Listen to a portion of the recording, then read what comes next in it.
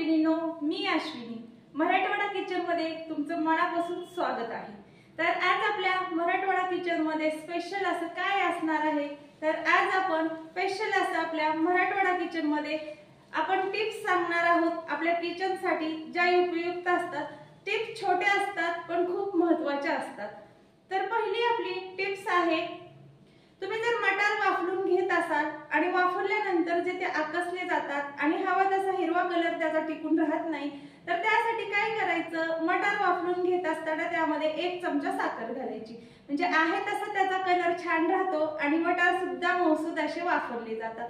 Tips क्रमांक दुसरी आहे, मैत्रिणींनो, तुम्ही जर वाळवणी रेसिपी मध्ये चिप्स करत असाल आणि त्याचा कलर जर काळपट येत असाल आणि चिप्स तुमचे मौसूद असे सॉफ्ट होत नसतील, तर काय करायचं, त्यामध्ये लिंबू पिळून घ्यायचं आणि वाफवल्यानंतर 1 अर्धा तास झाकून ठेवून तसेच चिप्स ठेवून द्यायचे। अगदी छान पांढरे शुभ्र आणि खुसखुशीत बनतात। तर मैत्रिणींनो, टिप्स क्रमांक आपली तिसरी आहे, तुम्ही जर कढी करत असाल आणि कढी तुमची फुटली जात असेल, तर काय करायचं, त्यामध्ये कढी करून घेतल्यानंतर सगळ्याच्या शेवटी गॅस बंद केल्यानंतर मीठ घालायचं, अजिबात आपली कढी फुटली जात नाही। मैत्रिणींनो, टिप्स क्रमांक आपली 4 आहे, तुम्ही जर खव्याच्या पोळ्या बनवत असाल तर काय करायचं, खव्यामध्ये थोडासा सोडा वापरायचा।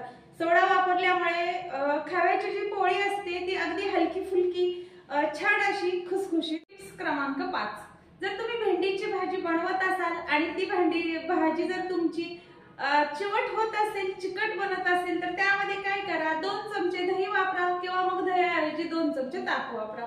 अजिबात तुमची भेंडीची भाजी चिवट होणार नाही, अगदी छान सुटसुटीत मोकळी होईल। टिप्स क्रमांक 6 आहे, तुम्ही उन्हाळी वाळवण रेसिपी बनवत असताना कुरडया, पापड्या किंवा मग उपवासाचे इतर पदार्थ जर पातळ ते पीठ झालं, तर त्यामध्ये काय करायचं, भाजलेल्या शाबूचं पीठ वापरायचं। अजिबात तो पदार्थ बिघडत नाही, अगदी छान मस्त खुसखुशीत तो पदार्थ बनतो। टिप्स क्रमांक 7 आहे, तुम्ही जर पोहे बनवत असाल आणि पोहे तुमचे जर चिवट होत असतील, मोकळे सुटसुटीत होत नसतील, तर काय करायचं, तुम्ही 2 वाटी पोहे जर घेतले असते तर त्यासाठी 2 वाटीच कांदा वापरायचा। खूप छान सुटसुटीत आणि मोकळे सळसळीत असे पोहे बनतात। क्रमांक 8, जर तुम्ही भजी बनवत असाल तर भज्यामध्ये सोड्याऐवजी तुम्ही इथं 2 चमचे तांदळाचं पीठ वापरा। तांदळाचं पीठ वापरल्यामुळे भजी तर छान बनतातच कुरकुरीत, पण आपल्याला सोडा घालण्याची आवश्यकता लागत नाही।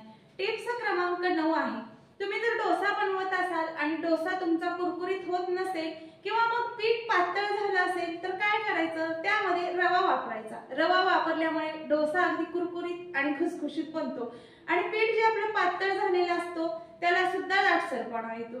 टिप्स क्रमांक 10 आहे, तुम्ही जर मैत्रिणींनो ढोकळा बनवत असाल आणि ढोकळा तुमचा चिकट बनत असेल, तर त्यामध्ये काय करा, 2 चमचे तेल वापरा। तेल त्या पिठामध्ये वापरल्यामुळे ढोकळा छान स्पंजी सॉफ्ट बनतो। तर कशा वाटल्या तुम्हाला या सगळ्या मी सांगितलेल्या किचनच्या टिप्स, त्या मला नक्की कमेंट करून सांगा। आणि मैत्रिणींनो, किचन मधल्या खूप साऱ्या टिप्स छोट्या छोट्या असतात पण अत्यंत महत्त्वाच्या आणि आपल्या जो आपण रोज स्वयंपाक करतो त्यासाठी खूप अशा फायदेशीर असतात।